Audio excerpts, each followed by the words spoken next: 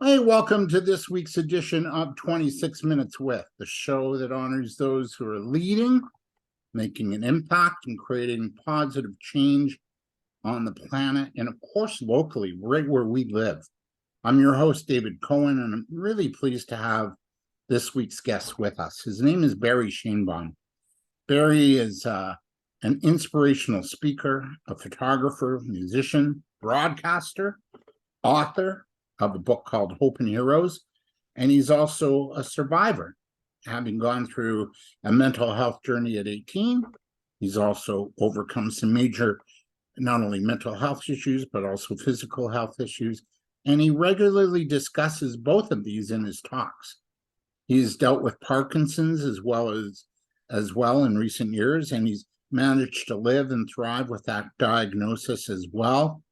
And what you're going to learn today is how special this man is. He lives his gifts, and his gifts are meant to inspire and delight others, be it his music, his speaking, photography. He's a very unique and a very special man with a very inquisitive mind and a kind-hearted soul. Barry, welcome to 26 Minutes. Pass me a couple of Kleenexes, please, David. Yeah. Thank you. It is a pleasure to be back on your show and reconnect with you. Good, David. You know, this is a podcast. When I did the radio show the last time I got to interview you, I had a budget. Now I have no budget. So it's kind of like, go get your own Kleenex, man. my fee's double. No budget, charge you double. Yeah, I'll charge you double. My bill's in the mail. Exactly. So, as I read your bio, your challenges seem to strike me most. Yet your love of life and your creativity and your resiliency also jumps out. So I guess my first question is, I've kind of been tracking you a little bit, following you on Facebook, not too closely, don't worry. But I've noticed a shift in you via your posts on social media. And what I'm sensing is there's a bit more of a peace within and an acceptance of all you've been through. And there's a joy that comes across when you share your many creative gifts that you've been blessed to have. Have you noticed that shift too in yourself, Barry? From fighting life to accepting? Yes, I would say the shift has probably been in the last 6 months or less. I'm not sure exactly when it happened. I attribute some to Howard Jerome. He passed on. The wonderful actor Howard Jerome had horrible upbringing. His father drank poison when he was 4 and called him a schmata. And Howard had to reframe those words to say, my dad didn't know what he's saying. He had to say, I'm a schmatter boy, not a schmata. And Howard has been through the mental health system and over, and unfortunately he's passed too early. But he inspired me with his love of life and joy. And when Parkinson's knocked me down 8.5 years ago, and I finally said, excuse me, F this, I had it. I'm going to cry. It's okay. Crying's okay. I've been lying for 5 years because I gave up. I finally said, I'm going to die like this if I don't get up. I took us to do something. So I started bit by bit, by bit, by bit, by bit. Little bits make bigger bits. Sometimes they crash again, but I would be dead by now if it wouldn't have been for that and my dear friend Gina Larkin, who my main angel that helped keep me alive. So there we go. Life takes a lot of work. Yeah, it does take. David, the dictionary is the only place where you get to success before you get. The dictionary is the only place you get to success before you get to it. I live by that. The dictionary. You're right. I knew Howard Jerome, and for those that don't know him who are listening, he was from the U.S. originally. Came up here. Winnipeg. Oh, really? Winnipeg? I thought he lived in the U.S. at one point too. He called it Winnipeg. There was a movie called The Outside Chance of Maximilian Glick, of a little Jewish boy growing up in the period. And Howard played the shul director and something, the garage or whatever. A wonderful film. I remember it from years ago. Wonderful film. And then Howard came on my show 2 times. It's a podcast on my site, Barry Shainbaum.ca. Click on radio and under the arts. Howard Jerome. Okay, back to you. No, but he said, you're right. Like, he was such a nice guy. Every time I saw him, I used to go to this World Healing Meditation event, and You know, he would MC it, and he always had such joy, you know, Yeah. and nothing, you know, would really seem to phase him. Now, I don't know his private life or his personal journey, but you know, for those that don't know him, an actor, you might have seen him on commercials. He's done several films.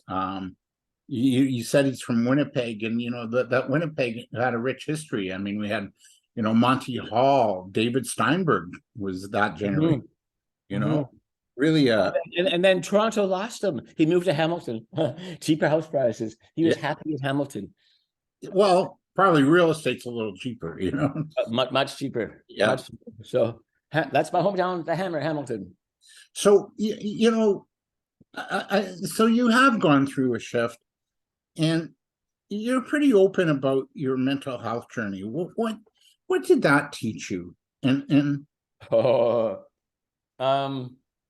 you got to work hard in life for everything you get. You have to work hard. You have to work smart. You also have to. I had to learn to forgive people who treat me the wrong way. In my opinion, I forgive myself for all the mistakes I've made and will continue to make in the future. To learn from each of my mistakes, and I call all the crap I've been through is free tuition from God. Free tuition. The more problems a person has, the more potential to overcome them and grow and move and inspire.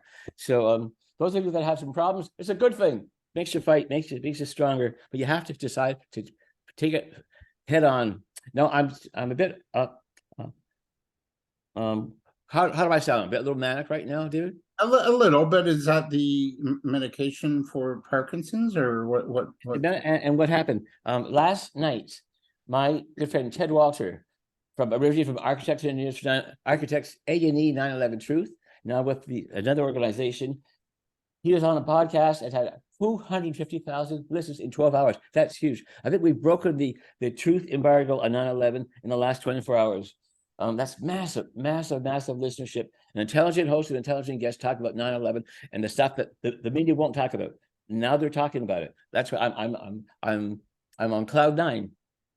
Yeah, to get that many downloads, it's, you know, we were talking off air about that, and that's amazing. You know, like it never happens. I'm not gonna say never, but rarely does that happen. Like more than my show and your show together times 10 or something. Yeah, and we've You been know, at this a while, right? yeah, You're into yeah, Joe Rogan territory, pal, or exactly. you know, So, or Tucker Carlson. Joe, Move over. There's Barry Shainbaum is on there, right? well, I'm just trying to enjoy my time here. Parkinson's is I call it a worthy dance partner. Sometimes I actually like it because it makes me really struggle, and then that struggle with the Parkinson's, I take that same struggle into my work and overcoming stuff, and it actually at times helps me. Believe it or not, other times it's a curse. Today it's sort of in the middle, sort of in the middle. So you talked a lot about, you know, both your mental health and Parkinson's as a gift and as a dance part. Sometimes it's a gift, sometimes it's a pain in the ass. Yeah. So how do you stay out of the negativity? Because so many of us would just like, you know, I choose. I'm sorry. Continue, David. I cut you off. so many people would just go, and just give up. And you still have this will to live, and you still have this Oh God, yeah. Oh yeah. Oh yeah. passion about you, and this aura about you that's about living in joy. So where does that come from? Well, it comes from concentrated and directed thought. Thoughts can come and go any and all time. A powerful thought can help a person more than all the gold in the world or something like that. So I choose at times my thoughts. I choose who I associate with. I have nothing against people who are depressed. I've been there, but I know if I spend too much time with them, it'll seep into my consciousness, and I can't go there. I choose not to go there. I go to some of the Parkinson support groups, but I can't always spend too long because there's a pervasive feeling of negativity, which is well deserved. It's not a great illness, but by leaving early or having to leave early, I then can put my mind into positive thoughts and actions. So nothing against any groups I've joined or will join in the future, but I have to take care of myself first. Yeah. And by being positive, not delusional, but positive to the potential. And there's so much potential around all of us. Every single person has great potential. I've learned that through hard work. Yeah, no kidding. Now, who's really helped you through your life journey? Especially here you are at 18. You know, when we're 18, we're just teenagers. Maybe we're still in high school, or we're just finishing Mm.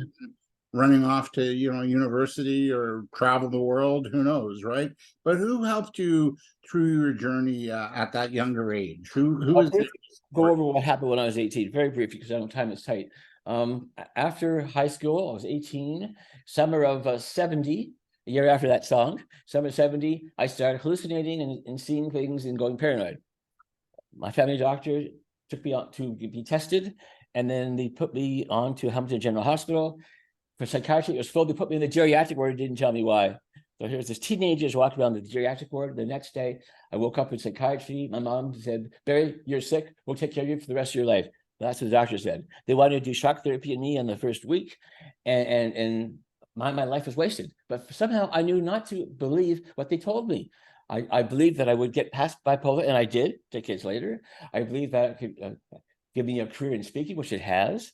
And people thank me for being willing to talk about anything and everything that I've been through. Yeah.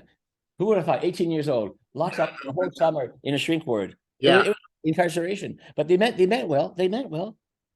yeah, they did. And you were in the geriatric ward, so I don't know. Did you? For one day, that was scary. That was Yeah. scary. Well, unless you met like a rich older woman, who wanted to leave you her fortune, There were only men there, David. There was no women in the geriatric. then that was scary. Um, Yeah. so when you go into the mental health care system like you did, Mhm. especially at that young age, Yeah. organizations, you were in Hamilton here in the GTA, we have CAMH and I other used to run a organizations. group there. What's that? Sorry? Every Monday for 7 years, I went to the Locks Mood and Anxiety Ward at the CAMH, Building 4, and chatting with Barry was the program, I mean, the event, and we sat around and talked.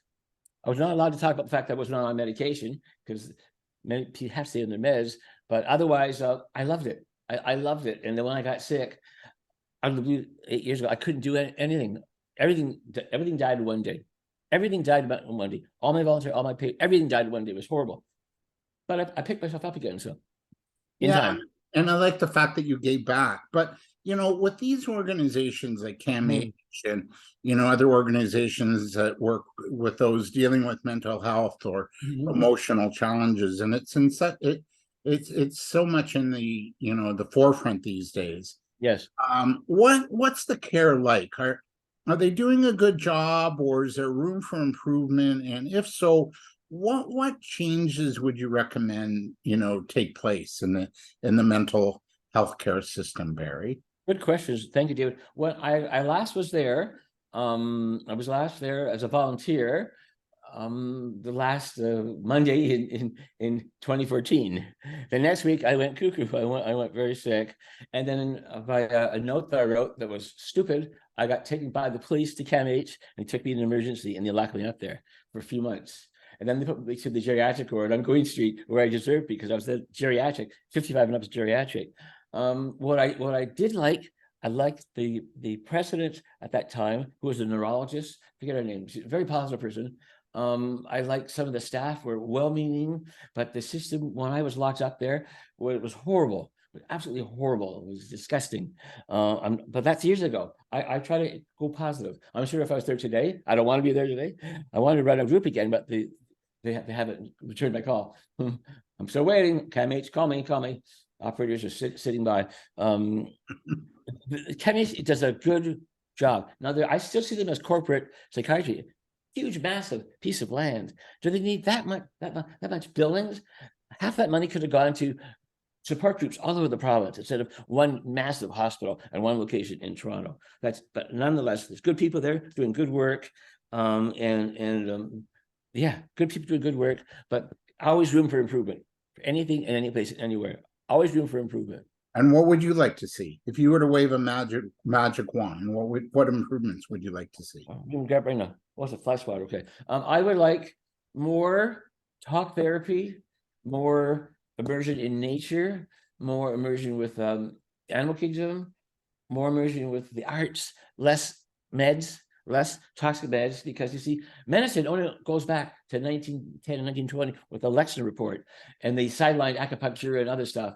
And so these meds that we take down for psychiatry are all synthesized in a laboratory with tons of toxic side effects. But if you take natural stuff, it comes from nature, very few, much less side effects than the toxic stuff given to psychiatric patients. And and the medicine can make people sicker than they were before. Side effect of an antidepressant could be suicide.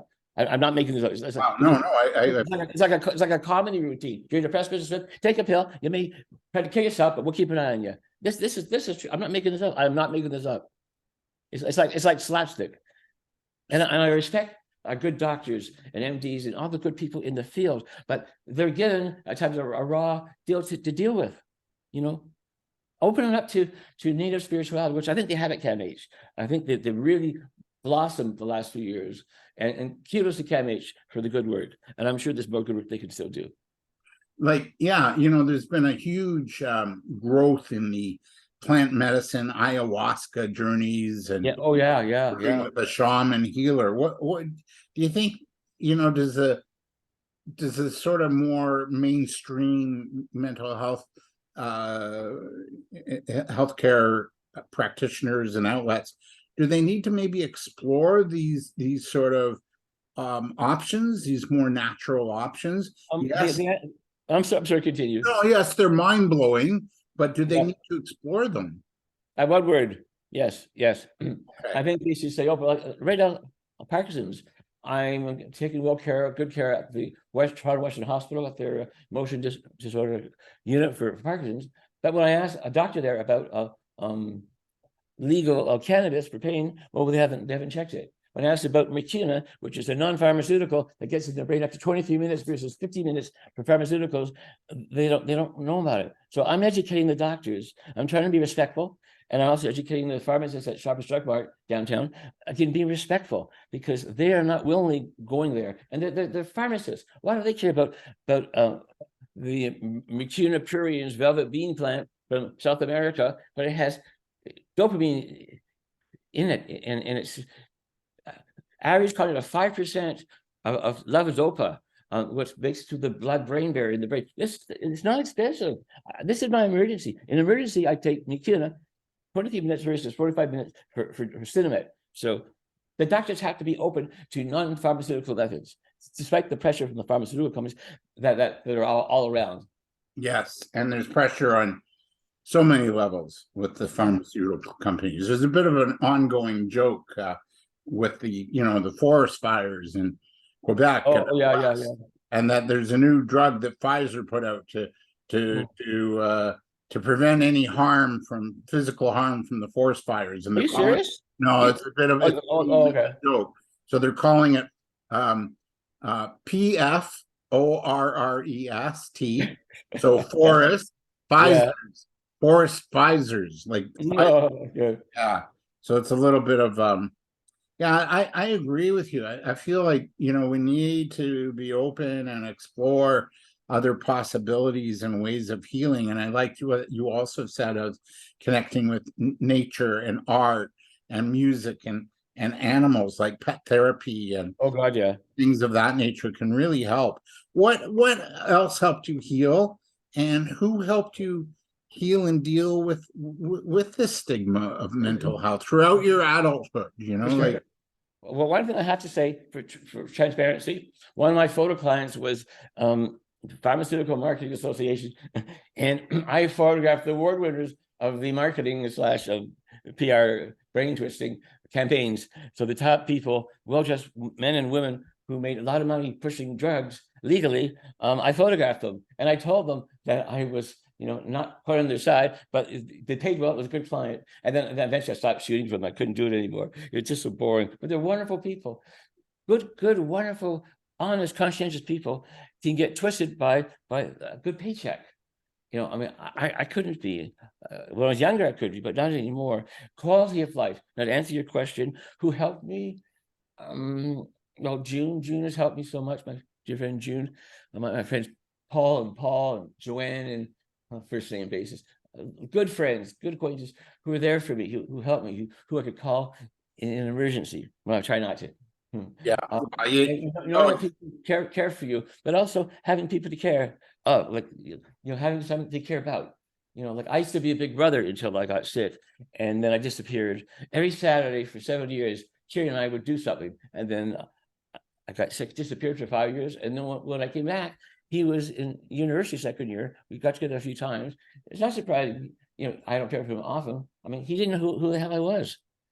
He went away a boy, came back a man, 14 to like 19. And I just became an older man. Yeah. So Yeah. Yeah. That unfortunately that happens, which is, it's okay. I had a yeah. big brother growing up too, because I lost my Cool. dad, Wow.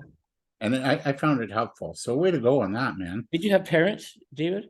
My dad died when I was 10. Yeah. That's sad. And my mom passed away about 2011, I think. Oh, So, were you close to your mom? oh yeah, Good, yeah, she was great. And my dad. good. My dad and I used to go for drives in the country and walks, and Mm. we were pretty cool. I So wish I could say similar for my parents.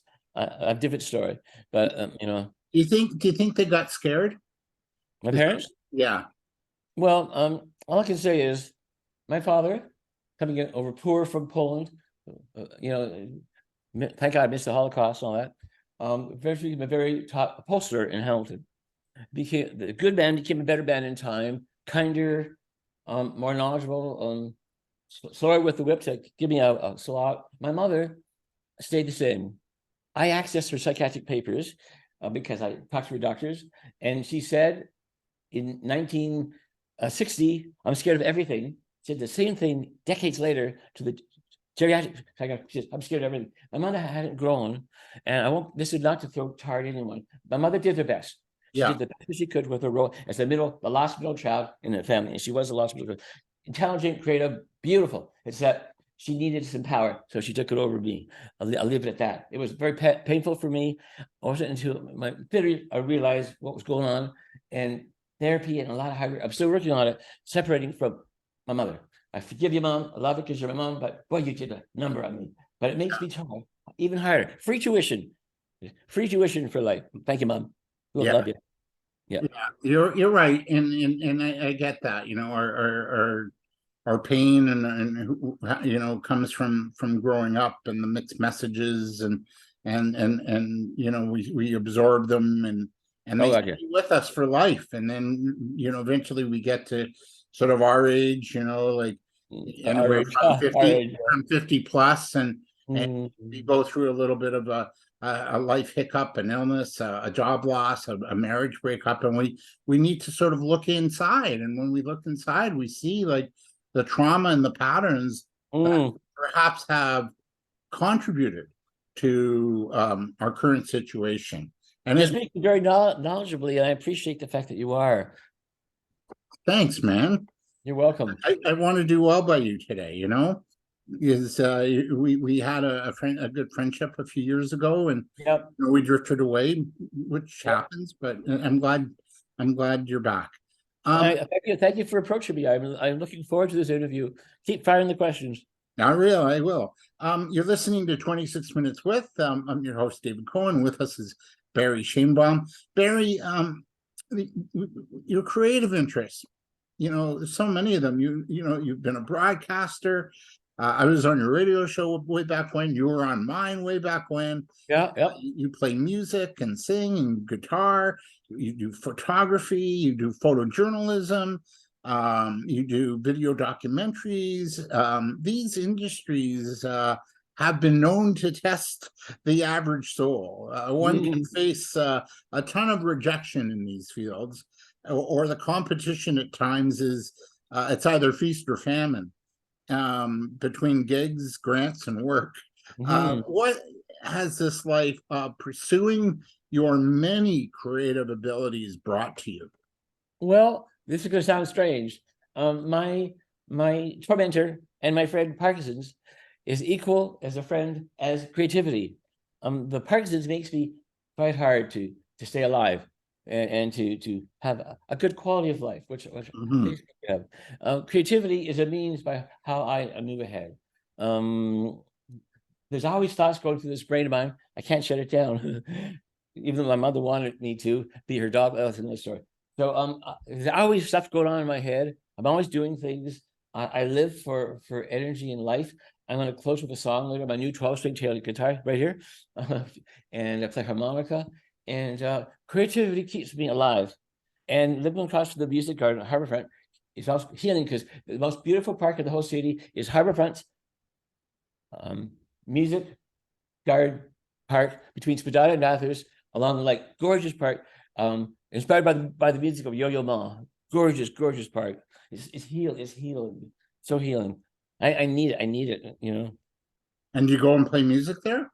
Yeah, yeah. I played guitar there recently, and a nice Islamic woman came by and tried to pick me up. Ah, Yeah. good stuff. I was 19 years old. Yeah, you still got it. Yeah. Yeah, and it's right by Lake Ontario. For those listening outside of Toronto, Lake Ontario is one of the Great Lakes, and it's Yeah. it's a beautiful spot. It So, is. did you trust that you could, in fact, live your gifts and passions and still make it? Because, as we said, like the arts can be precarious. It could be hit or miss, right? It could be, yeah, you got the gig, or sorry, didn't make the cut. Did you? David, thank you for the question. Here is a very well thought out answer. Paul Longo and I, we went to Ryerson in photography. We both became AV technicians for the North York School Board, now Toronto School Board. Paul's still there. He's going to retire the next few years. Come on, Paul, you're pushing, he's as old as me. And I loved it. So I worked at York Mills Collegiate and Don Mills Collegiate and Baby Junior High. I loved it. The institution was good to me. Then I realized I'm going to die here from boredom. So I resigned from York Mills. I made a mistake and I begged back. They took me back. And then 6 months later, I resigned permanently. My boss was Mr. Larry Diashin, who was a good friend of mine. Retired to Beeford. And when I resigned from the school board, my father begged me. He said, "Barry, what do you know? Why are you leaving security?" I said, "Dad, the security is going to kill me." In other words, I like the paycheck, I like the benefits being covered, but if I stay there, I'm going to die a slow emotional death. I have to leave. So I left, and I started my own business. And then eventually I had an idea for the book. Hope and Heroes came through synchronicity. The radio show came through synchronicity. Jewish boy interviewed on a Christian station. They offered me a show. Why? Because we needed you. We need non-Christian programming. I mean, my life is incredible. But if I wouldn't have taken calculated risks, I'd still be a Navy technician, computer technician, trying to school board, and have good paycheck. And I'd be so bored. Yeah. Bored. It would not be acknowledging my life. I had to leave. I had to leave. As scary as it was. Yeah, it was in you, right? It's when you have these passions that you have, Yeah, or these talents, and you're not using them. exactly. It's like exercise. Move it or lose it, buddy. Exactly. Yeah. The night before I resigned, I gave up my apartment in the Beaches, and I sat there and I cried. I cry right now because I was giving up my apartment in the Beaches to sleep on the floor in my studio. But that's how photographers pay their dues. You sleep on the floor. Not knowing the superintendent lived below me, so they knew I was there first day, and they wanted me to move. They would move. And so, but I paid my dues. I'm still paying my dues with the Parkinson's. But if I wouldn't have paid my dues, I'd be really bored as an employee, and I'd be a lousy employee because I'd be so bored. Yeah, and your life wouldn't be as rich as it's been. No, it wouldn't be as rich. Be thin. And then with your journey and your story, you wouldn't be blessing others with it either. Yeah. Does it really? Your life is a blessing, as far as I'm concerned. Bless you. I think everyone listening to this your life, everyone listening, your life is a blessing to every person. You have to see your life as a blessing. Yeah, there's a bless in the mess, as they say, right? Say that again. There's a bless in the mess. So Bless in the mess, mess of life, in the messiness the map. The map. Yeah, MESS.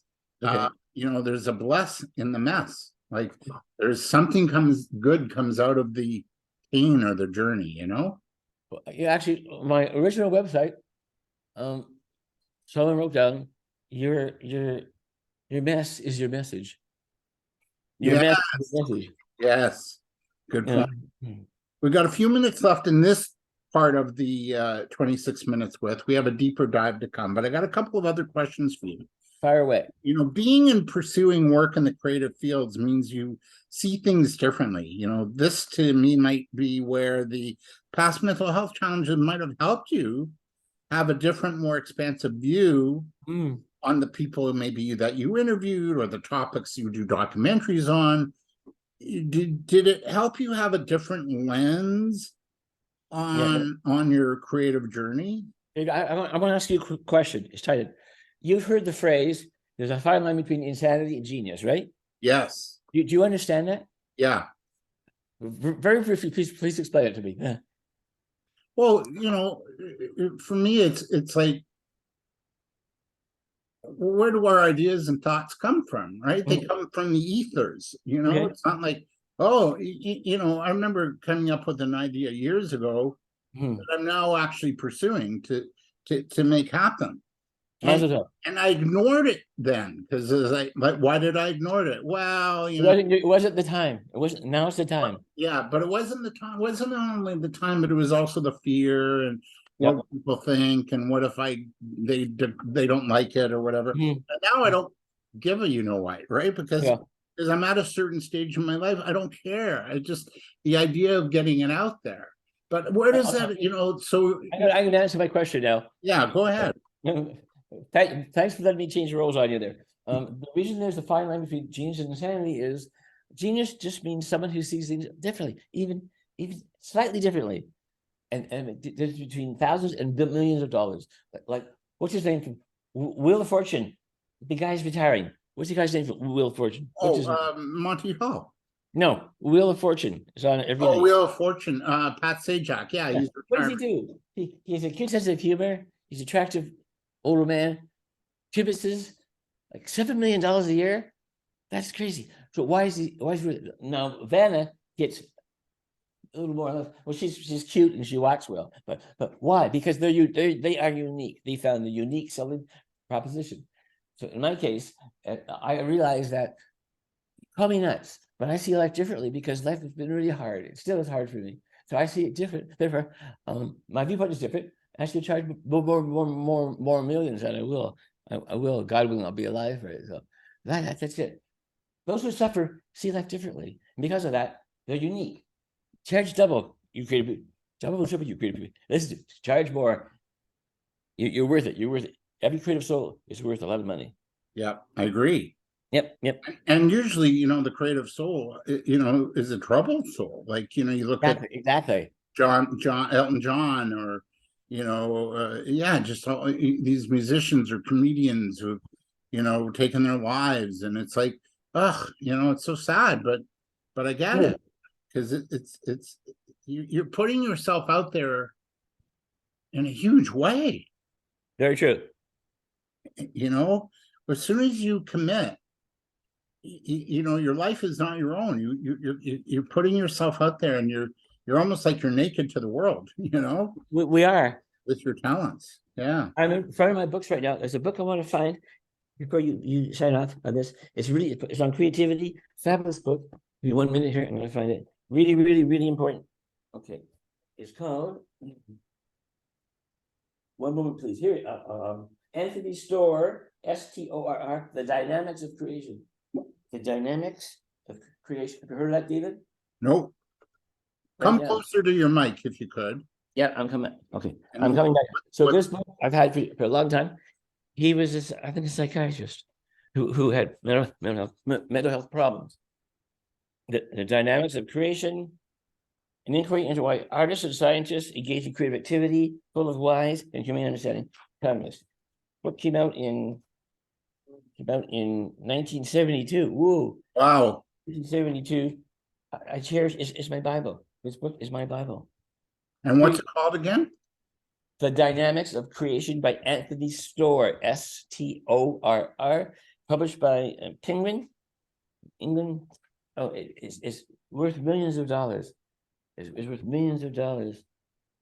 We think back to 72 though, and so much was happening in the world, and it was the start of the peace movement, but you also had the war, Vietnam War, and Watergate, and all this tumult. It's like the more things change, the more they stay the same. But there was another book around that time, Barry, by Alvin Toffler. Oh, what's it called? Yeah, Future Shock. Oh, yeah. And that was sort of a prediction of what the world's gonna look like. And from what I can remember, I think he was like bang on with his predictions. And even back then there was like, yeah, just so much tumult on the planet. Reading one of my Bernard Berenson wants to find genius as the capacity for productive reaction against one's training. Wow. That's a wonderful quote. It's from 1972. Mary Hopkins, I just bought it. So you've written and published photo books, interviewed guests on your radio show, featured people and stories in your documentaries, the one that just went viral last night. You've sang songs that notable musicians just once wrote. All of your work, with all of this work, what are your top three most memorable moments and or individuals that you've worked with? Number one is Julia Butterfly Hill, who lived on the top of a tree for 2 years in Northern California. She's the most famous tree sitter in the world. My video is the most widely viewed video in YouTube of her living in the tree. Amazing story. She overcame brain damage from an accident where a car smashed into her brain. And she, 1972. That's number one. Number two is Nelson Mandela. I met Nelson Mandela in Ottawa where I photographed him, and also at the Sky Dome, where he is the only world leader who's a motivational speaker. He talks thousands of school kids. Just amazing, absolutely amazing. One more. Okay, Shimon Peres. Oh, wow. Oh, okay. I sat down with Shimon Peres in his office. The former Israeli Prime Minister. Israeli Prime Minister and President. I'm just so. He's such a statesman. And Barry Shainbaum from Hamilton and Shimon Peres hung out and drank Diet Coke for half an hour after the photo shoot. He's passed out unfortunately. A great man. Now I have to apologize. I sound very broken up. I was so involved with the breaking of the truth embargo 9/11 that I was late in taking my meds, and so my body's suffering. So I'm sorry for that. But the excitement is so strong from that, and also being in your show. I'm enjoying this very much, and I wish I was in better shape physically. Well, you're sounding pretty good. Could you go a little further with us in a minute? Absolutely, absolutely. So listen, I'm going to end the 26 minutes here, and for those listening today, hopefully, meeting our guest will have inspired you a little bit today. We're going to continue the conversation next with our deeper dive segment. But before we do, Barry, where do we reach you to learn more about you and the brilliant work you're doing? My website is barryshainbaum.ca, BARRYS like Sam, HAINBAUM.ca. I have 40 podcasts, 2 documentaries. Book is an ebook, Sneaking Topics on the website, or you can call me. All right, I love it. 416-878-0455. All right. Thank you so much for this today. We're going to come back with a deeper dive right in just next. So you'll be able to, I post this on YouTube. You just click below for the deeper dive. Can you sing with me? What's that? Those were the days. Oh, I got to get you to sing in our deeper dive. So they'd never. hang tight. Hang tight. I'm going to ask you to sing, okay? Yeah, that was. I do want to ask you to sing today, okay? So you're not getting off the hook. All right, we'll be back with our deeper dive and our guest Barry Shainbaum next.